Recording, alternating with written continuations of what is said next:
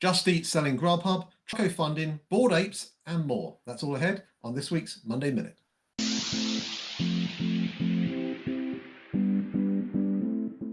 Monday Minute works like this. We're going to be asking each other 5 questions about headlines attributed to the world of restaurants, off-premise, and tech, in some way tied back to our book, Delivering the Digital Restaurant. Are you ready? Let's go.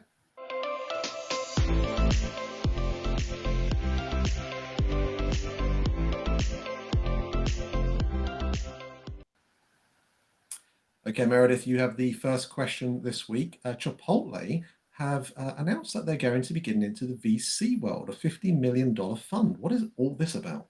First of all, we have a ton of respect for Chipotle, just a very digital forward company in many ways. And I think this is a natural extension of that.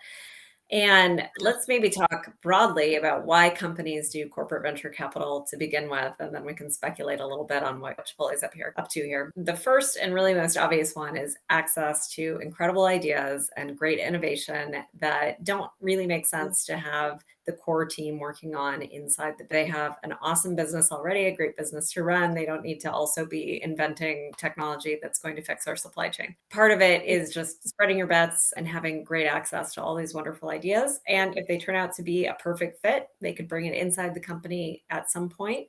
Or maybe, and more importantly, if you're trying to fix a systemic issue that affects a lot of different players in an industry, it's much better to do that outside, right? So say they want to do something in ag tech or with the supply chain where there's a lot of different partners involved. They're not going to go become farmers. So the way to do that is through a third party or another company. And that's really the main bit I give corporate venture capital. But there's also 2 other things. One is a lot of times there's great ideas out there that would be fantastic for your company, but they're just not at the scale that a large company needs in order to get them going. You know, someone recently told us that they got an RFP from a restaurant company, and one of the first questions was, how many 1,000-unit chains have you serviced? Well, if you're a startup, the answer is probably none, never, not a lot, you know? And so the ability for a large company to put money into maybe a small emerging idea that could be really good to get them up to the level that they need to be at in order to play with the big boys, I think is a really good advantage of corporate venture capital.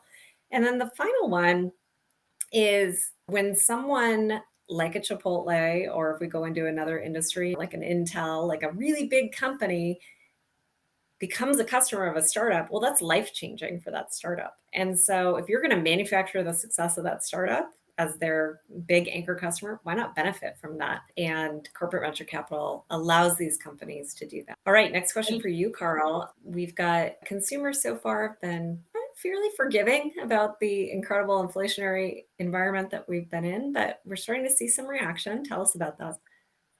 Yeah, clearly prices are going up through the crazy levels of cost inflation we've seen in recent months. And I think a lot of us have been asking the question, how has the guest chosen to react to this? And we have some data, Meredith. Yelp have conducted a report, and according to them, guests are actually now seeking out more expensive options. At least they are when they're on the Yelp app. Comments on their platform have recognized an increase in people seeing the cost of eating out going up. So in a way, it's interesting because also they've seen a decrease in people looking for lower price restaurants, 13% reduction in comparison of Q1 2022 to Q1 of 2019.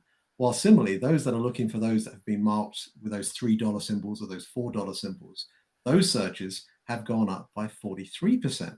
So what does this mean? Well, I think, as we know, people are getting excited about getting back out, enjoying social environments again, right? So I think what we're finding is people are going to be a bit more choosy. They're going to want to make it more of an occasion. So what isn't covered here in the Yelp report is the frequency of purchase. I suspect that's where we're going to see some form of drop-off. And I think when we bring this back to an off-premise context, this isn't obviously information that's particularly helpful, but it does show you that if you want to be the place that someone chooses to eat from and they have an off-premise experience, you better make sure it's a good one. Because if they're looking towards elevated offerings, we really do need to make sure that the execution of that offer is something that is done well. We were recently at a company called Bite to Bite that is in the virtual brand space. They have 45 different virtual brands. And we sampled one of their cedar planked salmon dishes with steamed spinach and delicious mashed potatoes. And I was really impressed. But it came with a $26.95 price point. And so when you can back it up with good quality and a great experience, maybe it's worth it. And clearly what Yelp have done here have demonstrated that actually customers are wanting to pay, but it's got to be a good experience. Okay, probably the biggest headline, I think, of this week is the subject for question 3 for you, Meredith. I also want to tap us on our back a little bit with this one because it was part of one of our predictions for 2022, if you remember. But GrubHub are potentially up for sale. Tell us, what's this one about? That's right. So you recall that Just Eat Takeaway, the European food delivery conglomerate, had purchased GrubHub. And now they are contemplating a sale. So they have not sold it yet, but exploring strategic options, as they say. And yes, we did predict that this would happen. And yes, I think it will probably go through. I think what will be the most interesting to see is who buys them.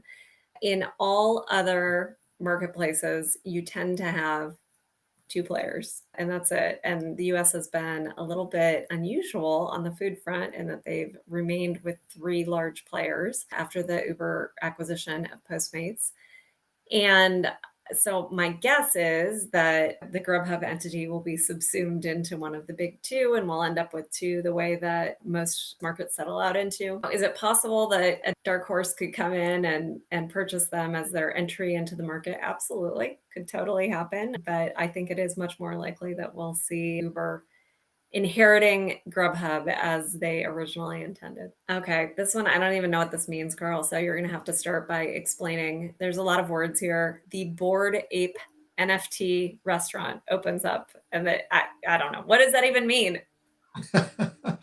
Well, from dark horses to bored apes, the LA Times featured a piece about Bored and Hungry, which is a Long Beach-based restaurant. They've been making some waves here on the coast in reference to the NFT Bored Apes. Now, NFTs, as a reminder, Meredith, in this context, think about a digital picture file like a PNG or a JPEG, and imagine alongside that you having a certificate of ownership. Now, with that, you can then trade and sell it, that particular file, and make money or lose on it, just like you could with a stock on the NASDAQ. Now, why are we talking about this? Well, we've talked before about Gary V and Flyfish with their private membership NFT. They've raised $14 million through 3,000 memberships, and it's not even open until 2023. And now Kevin Saar, who has created what he calls the first NFT-powered restaurant group called Food Fighters Universe, is supporting this initiative at Bored and Hungry in Long Beach. So wait, what is it again? It's a restaurant. It serves burgers, fries, and sodas. There are no seats.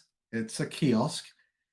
Maybe it's not so much about the food. It's about the community. They issue out some NFT badge, some attendance token, if you will, and you can pay for your meal at the restaurant with crypto. But when the place launched, they had this community of folks that are part of the Web 3.0 movement that believe in digital collectibles, much like the young ones in our lives believe in collecting Pokemon cards or magic cards.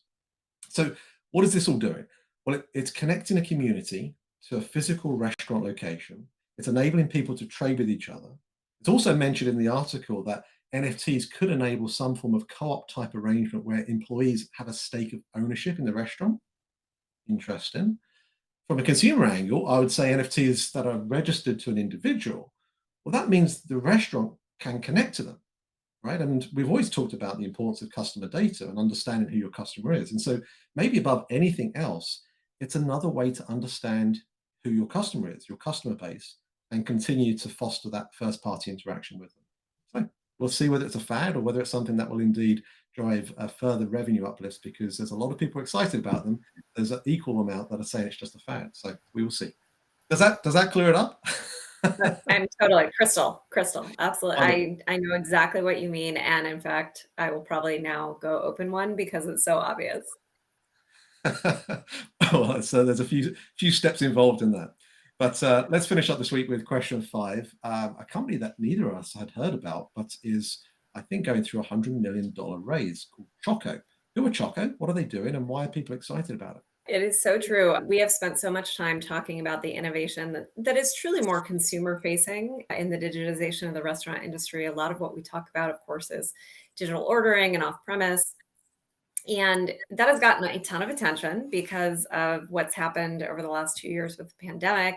But it's really the entire restaurant industry that needs to be digitized, not just that front end. And the next phase of this, I think we'll see a lot happening on the back end in back of house management and even further back up the supply chain as the whole industry becomes digitized. And Choco is working on just that. So they are trying to digitize supply chain transactions between restaurants and suppliers. And in so doing, create a lot more efficiency and save time in how it gets done, but also potentially reduce waste. And I think what's even more exciting is give an independent restaurant and say a local farmer a much better chance of success through this digital connection to compete with the really big restaurant chains and the really big supply chains that frankly are already in many ways very digitized and already very connected. Now that can happen for these local independents as well. So they've had incredible growth. This has been something that I think has been well received by the restaurant industry. There's a factoid in this article saying the company's user base has grown by 350% worldwide over the last year. And yes, that's right, worldwide. They are a global company. And this raise brings their valuation to 1.2 billion. So they really aspire to digitize the entire industry, which is a very lofty goal and quite exciting. Wow, that's going to be impressive. Well, congrats to those guys for the progress they've made so far, and we'll certainly be keeping our eyes on them now, won't we? Okay, well, that is it for this week's Monday Minute. Hopefully you guys have enjoyed what we've covered this week. As ever, please leave your comments below. We'd love to hear what you think, any questions that you've got, or any comments about what you think we should be covering in the next edition. But until next time, thanks for listening, and we'll speak to you soon. The Monday Minute is available for you to follow and subscribe wherever you listen to your podcast. Watch us on YouTube and follow us on all our social media Learn Delivery channels. Thanks for listening.